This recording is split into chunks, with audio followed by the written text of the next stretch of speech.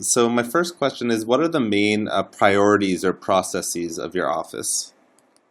Uh, the as a district director, my responsibility is managing the field staff in Mm-hmm. our congressional district, and in that, our mission is primarily uh, uh, to engage with constituents, to build relationships that we can ultimately uh, uh, utilize to advocate for them, either on a policy matter or assistance with a federal agency that they may be having a challenge with. Uh, those most everything that we do kind of ties back into that. So in our official capacity, unlike a political side, we're looking at political races and that sort of thing, and campaigns and stuff. That would be done by others outside of the official staff. Our role is to build relationships. So in doing that, as someone who's been outside of this government work in the past and seen the value of customer relationship management software, I feel like there's more could be done to create mobile software tools that could be used as we're out in the field, so to speak, with our mobile devices to build relationships, deeper contacts.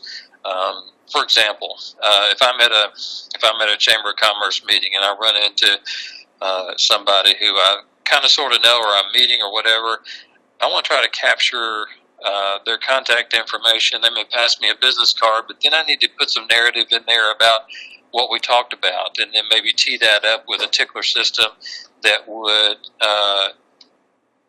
encourage me to, or remind me to get back to them at some other time when I'm back in the office to take what action might be necessary. For example, looping into a legislative staffer to get them a letter back on an issue that they're concerned about, or whatever the case may be. So currently, just having a system like Microsoft Office and the scheduling features and things like that that go with that is really kind of inadequate to really come up with prompts and things like that to kind of allow you to capture a picture and information and the tasks that go with that. Was that kind of the direction of where you were looking for, that kind of thing? I mean, yeah, that was above and beyond. Not many district directors have experience in CMS or software that Okay, I've good. spoken to, so that was a very direct answer, which I really appreciated. And my second question was kind of, what were the main bottlenecks of your office? It seemed as in it was kind of the manual task of dealing with constituents on a case-by-case basis, but can you expand on any bottlenecks of the office? Um, Now, I'm going to speak as one who's leading the field staff, in the sense that I'm constantly meeting new people, and I need help remembering names and putting names and faces together and things of that nature. And so I'm kind of the guy out in the field and kind of goes back to the response to the earlier Mm-hmm. question. But the second piece is the where I would think of as our district casework staff, where those folks deal with constituents and their case that they may have with a federal agency, and they're needing some advocacy to feel like they're moving their request from the bottom of a big stack to the top of the bureaucracy to get something done. And there is software that's out there that fairly well manages that piece. That's not as big a deficiency, in my view, because there is something that's working, and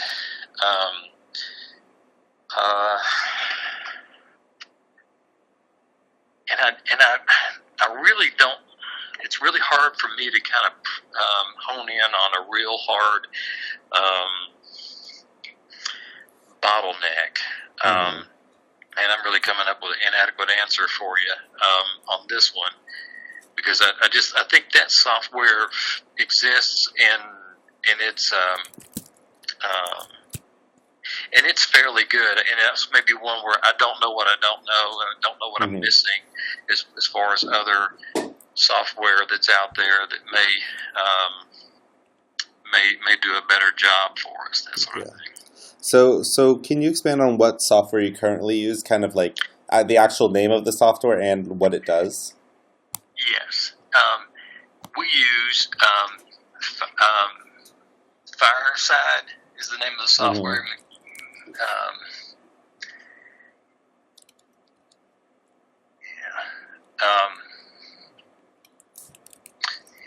And I don't have the release handy. I was trying to get that to come up quickly. And our casework staff uses that one, but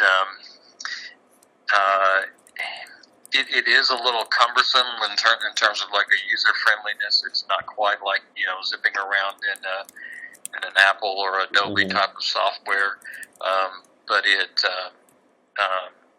does a fair job of being able to record the calls that come in. There's two kind of groups within a congressional office that use this. It's the casework staff, like I mentioned before, and then there's the legislative correspondents that are typically in the D.C. offices, where they're taking calls that are coming in or letters that are coming in, and they're tracking those inquiries, and they're using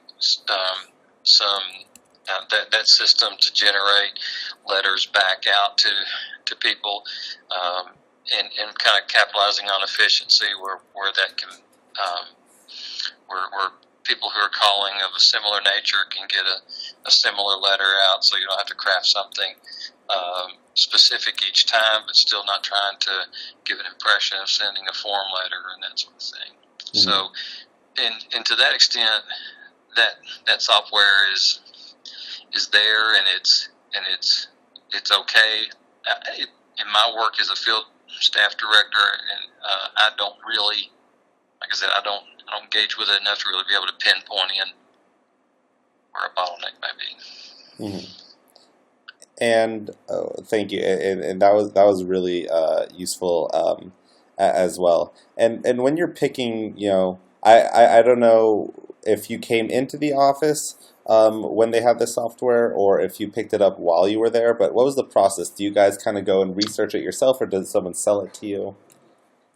Yeah, someone typically sells it to our communications director. That's the person in our office that's kind of tasked with researching those options, because they kind of oversee the legislative correspondence piece, and they're sitting typically side by side with the legislative director, so they can kind of quickly evaluate new software as opposed to the existing software, and they've got a ready audience there in the same room with the person that's managing the budget for the congressional office, so they can see what they can work through the purchase process and that sort of thing. That makes sense. And you're the district director for Kentucky's 2nd Congressional District, correct? That's right. And I don't know if this is correct, but the Congressman Guthrie is how you pronounce his last name? That's right. Ran unopposed last time? That's right. So I was wondering what the civic engagement was like in your district, and whether running unopposed affected it, or how does it affect congressional work? Because I assume the elections are completely separate to the work the congressional district does in terms of helping constituents, but I want to know if there's any overlap with elections as well. Well, we take the view that good government is good politics. If you're taking care of your constituents, you're highly engaged, you're responsive to them, regardless of party, you can kind of transcend political differences by delivering excellent quality customer service. So to that extent, there's a relationship with the political side. When you've got a an elected official who's so well liked for various reasons and is out and engaged, and your constituents feel a sense of connection, that official becomes hard to defeat in an election. So when he's home and when he's home, we're running with him. He keeps a very intense district calendar of visits, responding to requests for visits, proactively going out and trying to do things that we want to do to kind of get our messaging out, such as we're about to drop new legislation, or we're about to dropping new legislation or reauthorizing legislation. We want to engage with people that are users and affected by that legislation. We want to get out there with them, and then sometimes we want to get out there and just be in the public events, where just to see and be seen in fairs and festivals and other groups and things like that. Where we're just getting out there among people when the community is out in a public place. So by getting him out there and those of us on district staff to be engaged in the affairs of the local communities, keeping close relationship with the local governments that we're engaged in, state and local, we can build that sense of connection, and ultimately leads to being someone who's difficult to unseat. And because the congressman is so engaged, I'm sure the office drives that, and that ties into kind of what you were talking about earlier with your needs of you meet so many people and you guys are so active that there's so many people you need to keep track of. Yes, I mean, for us, it recharges our batteries when we're hearing from people how they never have seen a congressman or a congressional staffer at this type of function before. We never, that was just little rural section of the county. We've never had the congressman here or a congressional staffer come here and be engaged with us, but yet we are. And by being able to go deep with relationships in places where people wouldn't normally expect to have us to be seen, sends a strong message to constituents that we're here to be engaged and we're here to find things that we can help with at a federal level. And if you can just give me kind of like a list of, you mentioned the communications director is in charge of kind of buying that software, but can you give me kind of an overview of the format of it? What are the different positions or responsibilities within a congressional office? Yeah, let me to kind of divide that into some different groups. I'll start in the district where I am, just in my role again as district director. I'm the kind of the senior staffer over the affairs back in the district, but my primary function is to manage the field team. There will be field representatives that typically have a portion of the county and of the district, a group of counties, and they will be the eyes and ears, and they live in those counties and the eyes and ears for the congressman and that sort of thing. Then we've got the casework staff I mentioned briefly. They're the ones that are in an office, in the main district office, to try to help. They're not folks that are typically getting out very much, but they're caregivers dealing with inquiries that come into the office and try to help advocate for them with the federal agencies. Then up in the D.C. office, there's the legislative staff. There's typically 3 legislative staffers headed up by a legislative director. It's their role to be to kind of divide the world of policy issues among them and become fairly specialized in those and support the congressman in those roles.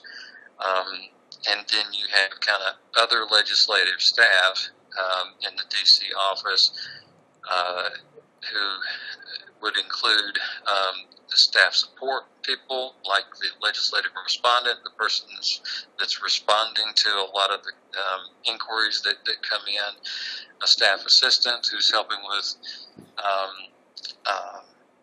managing interns and managing various activities like visitors who come in, the scheduler who's managing the congressman's schedule, and your chief of staff who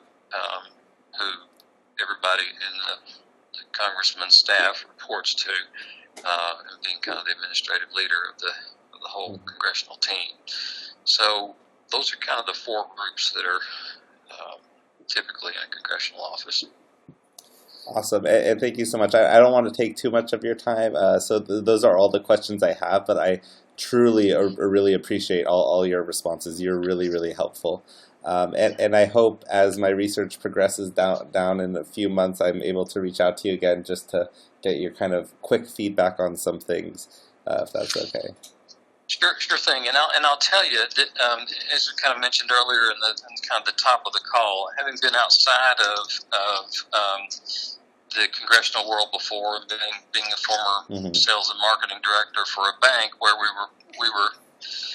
Yeah, I always needed in that capacity for my staff to know that, well, this is Mr. Lord, and he's got these kind of loans with us and these kind of deposits with us. This is the relationship at a glance. That's the kind of thing that I'm still wishing for to see in a bigger way in a congressional office, so that when we're pulling up, Miss Johnson from Radcliffe, then I know, Miss Johnson called us last year about this sort of issue. I can talk with her about that, but yet I don't have those tools ready out in the field, and looking forward someday to kind of reaching that point where we have those kind of tools in a congressional office. And in many cases, congressional staffers, especially the ones in Washington, kind of come right out of school and go right into congressional work and haven't seen some other things like I have seen.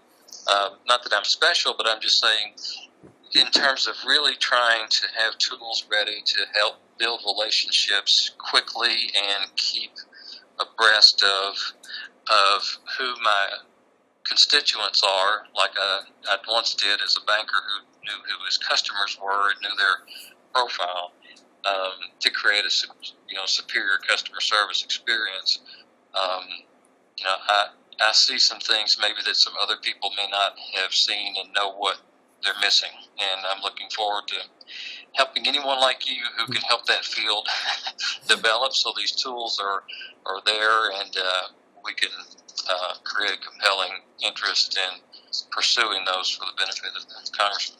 Well, thank you. You and me both hope that can be created. Hopefully by me one day. But yeah, and that's a key thing that I haven't heard before, and I think it's because of your experience you're able to identify that that's a need and not just something that is a reality and everyone has to deal with forever. Yeah. So, I wanted to thank you again so much, and I will be kind of reaching out to you later down the road if that's okay. Sure. That's fine. Yeah, and I hope you have a fantastic day, rest of your day. You too, Josh. Good luck with your research and whatever the future may hold for you. Oh, thank you. Have a great day. Thanks.